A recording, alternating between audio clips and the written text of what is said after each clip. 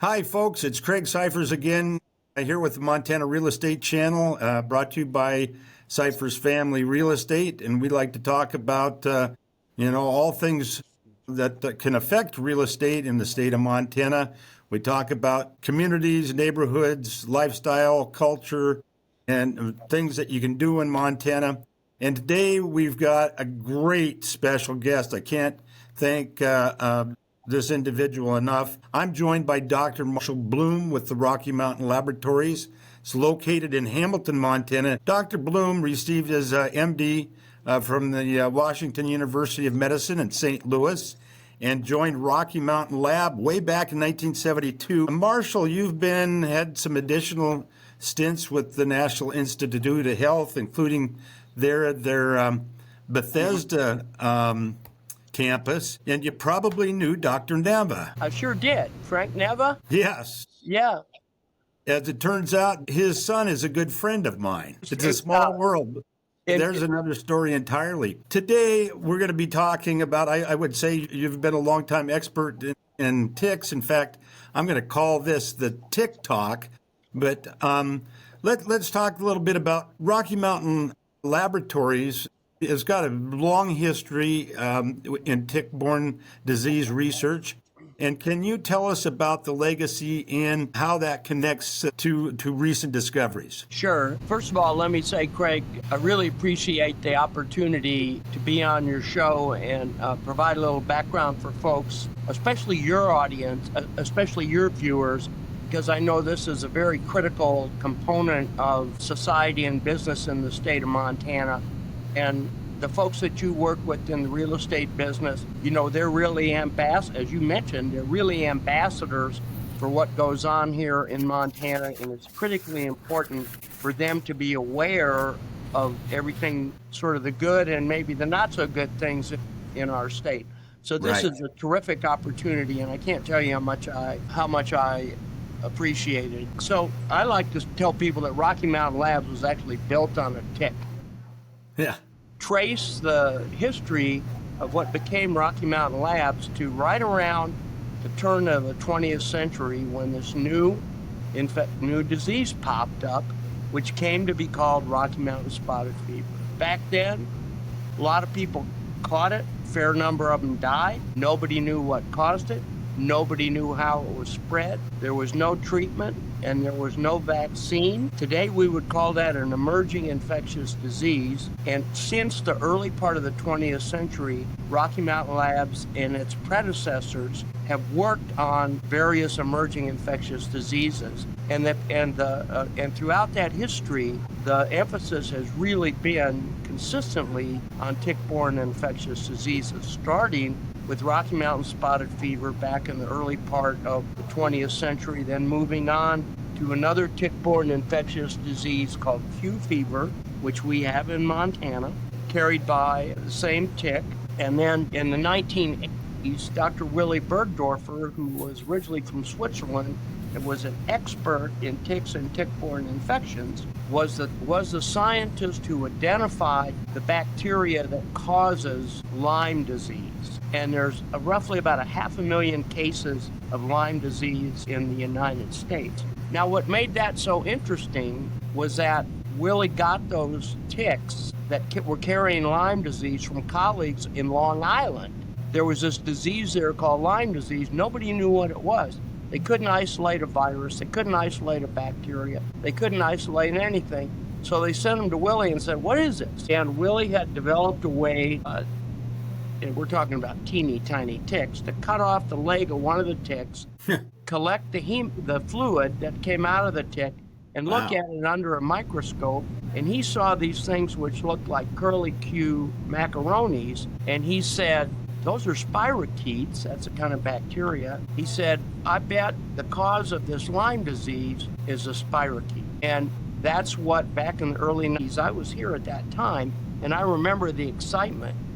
And using that information, Willie and the people that work with him, within a relatively short period of time, identified that bacteria, which came to be named after Willie, Borrelia burgdorferi, showed that it was a tick-borne infectious disease and that it was susceptible to treatment with antibiotics if it was if it was caused early. That's the story. The interesting thing is that tick had never been found in the state of Montana. It was always thought that that particular tick, it's called the black-legged tick, or the technical word is Ixodes scapularis, the black-legged tick. Very, very common in many other parts of the United States, the East and the Southeast and the Midwest and New England. That tick has, until very, very recently, had not been identified in the state of Montana. The thing about tick-borne infectious diseases, the way you catch them is by getting in almost 100% of cases, is being bitten by a tick. So that's sort of my song and dance introduction to the stuff that you want to cover today. Well, that was a very tight overview there, because this tick that you described, this is a relatively recent discovery in Montana. Yes, and it's, and everything's got a story, right? I mean, I'm telling that to a real estate agent. Everything's got a story, right? Okay. So Carmel has been one of the centers of Lyme disease research ever since Willie and his coworkers identified Lyme disease here in the early part of the 20th century. But people had not identified those Ixodes scapularis black-legged ticks in the state of Montana. Well, a couple of years ago, there was a veterinarian from Bozeman who'd been hunting in Dawson County. And Dawson County is probably closer to Minneapolis than it is to Hamilton. Right. And so the veterinarian came back and noticed there was an engorged tick on her Brittany Spaniel. She'd been out there bird hunting. So she sent that tick to the people at Montana State University. Really? Yep. They looked at it and said, we've got to send this to Dr. Tom Schwann, a retired scientist here who's really an expert in this stuff. Right, Tom, you bet. Yeah, and figure out what it is. So they sent us the tick, and Tom, working with Phil Stewart, Dr. Stewart in my lab, they looked at that tick, and looking at the characteristics, the physical characteristics of that tick, they felt for sure, okay, this is probably an Ixodes scapularis tick. And remember, we're talking extreme eastern Montana, not in the Bitterroot Valley or anywhere around here. Right. Then we did analysis on that tick, looking at the DNA of that tick, doing what they call genomics, looking at the genomics of that single tick. And everything lined up that were almost 100% certain that that tick was an Ixodes scapularis tick, okay? That was the first time that tick had been, and importantly, that dog and that owner had not been out of the state. They had not been around people or other dogs that had been out of the state. So the chance of this dog picking it up from another dog from Michigan was felt to be extremely, extremely low. Wow. So the identification of that was the feeling was that was the first Ixodes scapularis tick to be identified in the state of Montana. Subsequently, Dr. Grant Hokett, who's an expert on ticks and environmental modeling at Carroll College and was working with a woman named Devin Cozart at the State Health Department, who's sort of in charge of the tick-borne diseases branch there. They identified two other Ixodes scapularis ticks up in the Plentywood area, which is a little bit farther north, but again, way, way far eastern Montana. Right. All right. So does that, North Dakota. Yeah, exactly. So does that mean that tick is established in the state of Montana? Okay.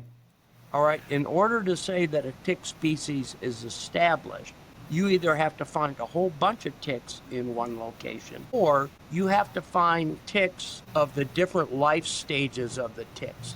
The ticks go through several life stages. They go from eggs, of course, then they're a larvae, then they molt into what's called a nymph, then they molt into what's called an adult. The adults mate and lay the eggs, and they start that cycle over again.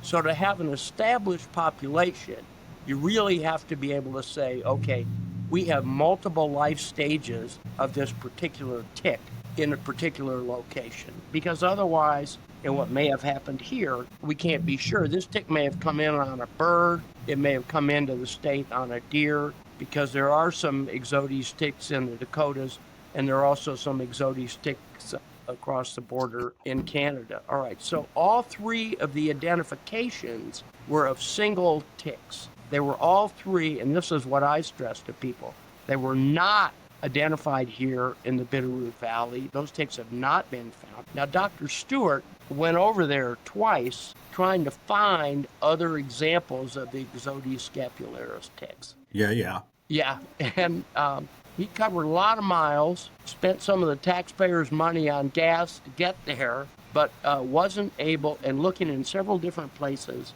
talking to game wardens about where they think good places to be, look would be. He was unable to collect any additional samples of specimens of the Ixodes scapularis tick. Okay. So what does that mean? Well, number one, for sure, the three ticks that were found, the ones by us and by Dr. Hoket, for sure, Ixodes scapularis ticks. There are three individual ticks, and additional work will have to be done over there to see if there are established populations there. Okay, that's the main thing. Okay, did those ticks carry Lyme disease, which is the other question? Okay, Right. we couldn't. The tick had been dead long enough, then we weren't able to try to isolate the bacteria from the tick. The DNA sequencing analysis that we did, the so-called genomics, was not sufficiently good to tell us if that tick carried Borrelia burgdorferi or not. Ticks are, in some ways, they carry a lot of bacteria, just like we carry a lot of bacteria inside our intestines and on our skin. So it's a really, really interesting scientific question. Well, when you mentioned Dr. Stewart, I'm just going to guess that's no relation to Patty Stewart, who was there. Got a quick little shout out to my friend Patty. And Tom. So, Dr. Boom, what I'm hearing is that people shouldn't be, running around with their hair on fire necessarily. Exactly correct. Exactly correct. Now, there are cases of Lyme disease in the state of Montana. Yes. Okay, there are people who have bona fide Lyme disease in the state of Montana. But as of today, July 11th, 2025, and we could pick up the newspaper tomorrow and find out we're wrong, there have been no cases of Lyme disease identified that have been contracted in the state of Montana. Okay. Now, there are also people who have something they think is Lyme disease, and they call it like chronic Lyme disease, okay? Those folks definitely have something, but they don't, and it's definitely worth investigating what they have. Yeah. But those are not bona fide cases. I'm not discounting the fact that those people have illness, because many of them are very ill, but they don't have bona fide Lyme disease, and that's what we're talking about here. Can pets and livestock contract or be affected by Lyme disease? Isn't that a terrific question? The answer is yes. Okay. Dogs can get this tick, and dogs and cats, and there's some cases of horses actually contracting Lyme disease. And the American Veterinary Medical Association has some good information on what to look for in dogs, cats, and even horses if you suspect Lyme disease. That's probably a little bit more technical than we would want to get into on your podcast, but if people are interested in that, I'm guessing, knowing the real estate agents, they all have a horse, they have a couple of cows, and they all have a boat and a trailer. Yeah, right. So if they're interested, if your colleagues and your customers are interested in that and want to know, they should look on the American Veterinary Medical Association, AVMA website, and there'll be a ton of information. Actually, all they have to do is Google, do dogs, cats, or horses get Lyme disease, and that'll pop up. Right, and we may put something in a link in the description down below. In terms of symptoms that people should be looking for in themselves, how does that Lyme disease manifest itself? Now, first of all, we have to remember there are a lot of other tick-borne diseases in the state of Montana. Right. Okay, Rocky Mountain spotted fever. So before we talk about that, let's talk about what do you do if you find a tick on you. Okay. Yeah, okay. Okay. All right. Now, if you live in the Bitterroot Valley and you go out in the woods in July, Right. I'd be surprised if you didn't get a tick. Okay. Yes. Around the Bitterroot here, you're gonna get what's called a dermacenter tick, which is our wood ticks, which are a lot bigger than these black-legged Lyme disease ticks. All right. So what do? If that tick is just on you and it hasn't engorged, you're in pretty good shape. Okay. You could take it. What I advise people to do, if you find a tick on yourself, put it in a little plastic bag, write the date on it, Okay. and then if it gets sick in the next 2 to 3 weeks, when you go to your healthcare provider, take that tick and say, hey, I got that tick was on me, such and such day, and here's where I work. We don't do testing here at Rocky Mountain Labs for ticks, but they can contact the state health department. And I can give you that contact information later that you can add to the webcast too.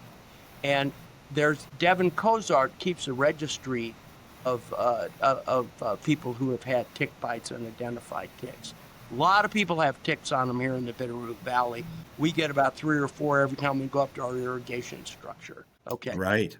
Well, I know my daughter, and I don't know if I'd spoken with you or Tom Schwann, but you guys gave me some good advice with respect to found a tick kind of embedded in my daughter's hair, and that was about 30 years ago, Marshall. So we appreciate your knowledge and your experience and what you've done with the National Institutes of Health and with and Rocky Mountain Labs. And I think the whole nation should be grateful for that facility to exist. And it's a wonderful part of our community here in Western Montana, and the Bitterroot specifically, in Hamilton for sure. So, well, listen, we could talk about this, how the public awareness, how, livestock, the medical infrastructure and future monitoring and all of that for several hours, I'm sure.